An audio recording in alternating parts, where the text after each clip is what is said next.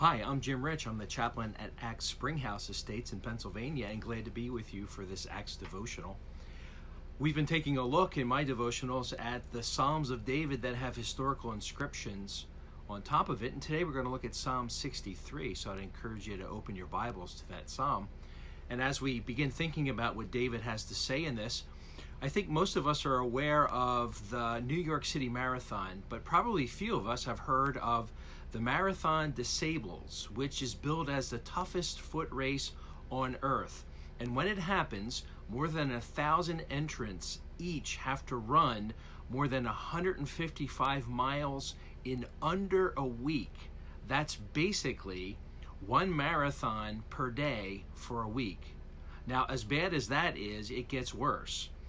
Each day they run, they have to carry their own supplies. Now, that's enough to get me to disqualify myself from ever even considering running in this race, but it gets worse. This entire race, all 7 days, is across the Sahara Desert. So the runners have to run in sand, and they face temperatures at times that exceed 120 degrees Fahrenheit. Now, back in 1994, an Italian policeman named Mauro Prosperi entered the race, and unfortunately, in the middle of the race, he got lost in a sandstorm and ended up wandering off in the wrong direction. And nobody knew where he was, and he had little water.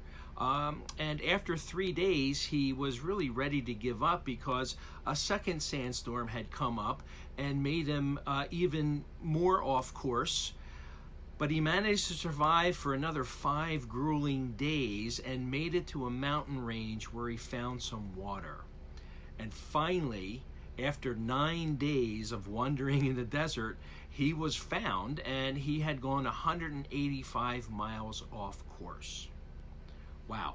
Can you imagine how he felt in the dead center of the desert, craving water when he desperately needed it?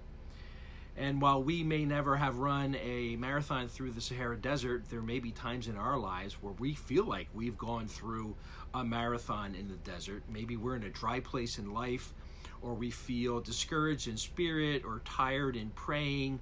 And the Lord has some things to say to us because David can relate to this situation.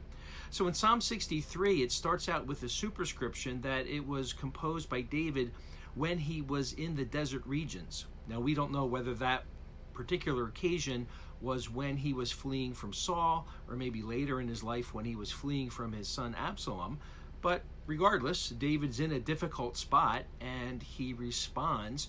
He's in a very inhospitable climate, intensely hot, arid. The possibility of dust storms, very rugged terrain. If it does rain, there are flash flood dangers. And he went there intentionally. So he must have been pretty desperate in the situation to put himself in such an inhospitable and difficult situation. But finding himself there was a very teachable moment for David. And it looks like he found that his physical needs, in a very real sense, can parallel his spiritual needs. Because notice the vivid imagery that David uses in verse 1 to convey what he's going through. I earnestly seek you. My soul thirsts for you. My flesh faints. My soul thirsts for you in a dry and weary land without water. Wow, can you hear and feel the longings that David has, not just for water, but for the living God? And so in a very real sense, God replaces David's most basic need for water. And for David at this moment, God is not merely a nice idea or something that makes him warm and fuzzy, but David is actually craving the presence of God.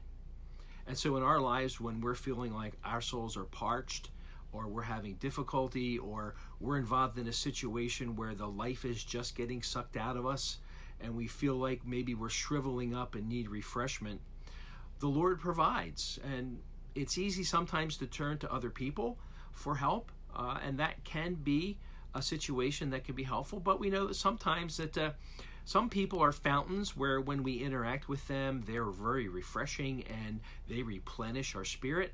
But there are other people who are drains, and they just suck the life out of us. And so David's in a situation where he finds that the Lord certainly is a fountain of life. And so whenever we find ourselves in those difficult situations, the first place we should go is to the Lord. And as we look more at the psalm in future devotionals, we'll see more of the Lord that David presents to us that can be helpful in these kinds of situations. The Lord's blessings be with you.